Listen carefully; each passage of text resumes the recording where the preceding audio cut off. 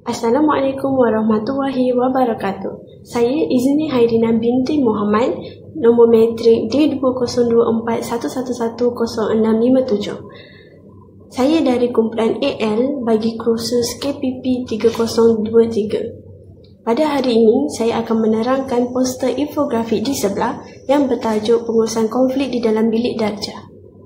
Pertama sekali, apakah itu konflik?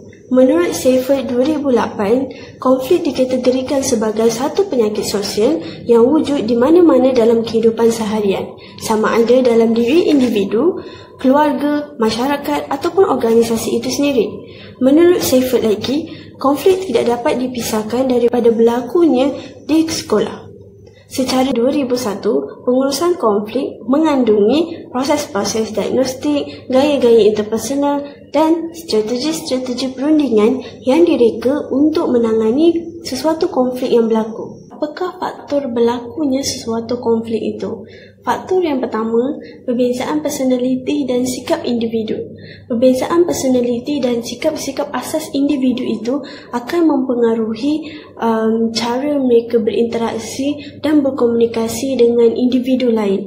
Misal kedua, perbezaan budaya dan sosioekonomi. Perbezaan latar belakang dan cara seseorang individu itu membesar menyebabkan mereka lebih susah untuk memahami gaya hidup, norma ataupun cara komunikasi individu lain. Yang ketiga iaitu tekanan luar seperti masalah keluarga ataupun masalah peribadi. Tekanan pertama ialah dapat membina suasana pembelajaran yang positif.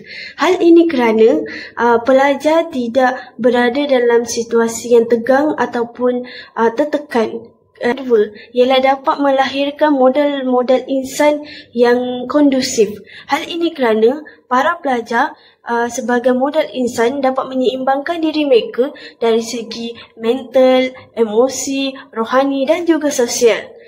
Kepentingan mengurus konflik yang ketiga ialah dapat mencegah daripada gangguan-gangguan terhadap proses PDP, iaitu tumpuan guru dan juga pelajar terarah dan tertumpu sepenuhnya kepada aktiviti-aktiviti pembelajaran di dalam bilik darjah.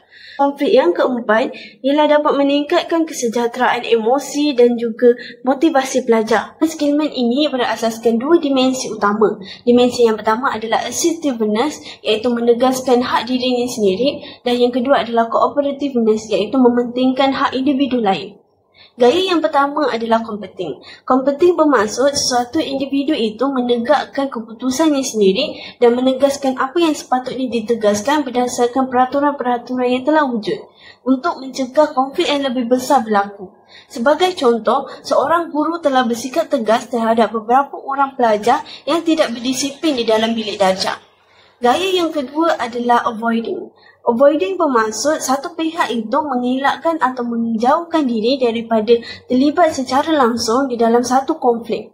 Dan konflik itu ditangguhkan bermaksud konflik itu tidak diselesaikan secara langsung dan menunggu orang yang berdiam diri dan tidak memberikan pendapat semasa ahli kumpulan mereka mengalami perselisihan faham. Gaya yang ketiga adalah compromising.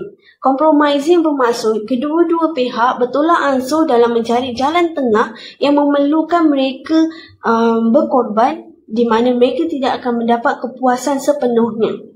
Misalnya, dua orang pelajar yang menggunakan separuh bahagian papan putih dalam masa yang sama untuk aktiviti pembelajaran. Gaya yang keempat ialah collaborating. Collaborating bermaksud dua pihak itu bekerjasama secara aktif dalam mencapai suatu visi yang sama dan berganding bahu dalam menyelesaikan konflik yang wujud. Sebagai contoh, setiap ahli kumpulan bekerjasama dan berbincang dan menentukan pembahagian tugas yang adil supaya tidak berlakunya pertindihan kuasa.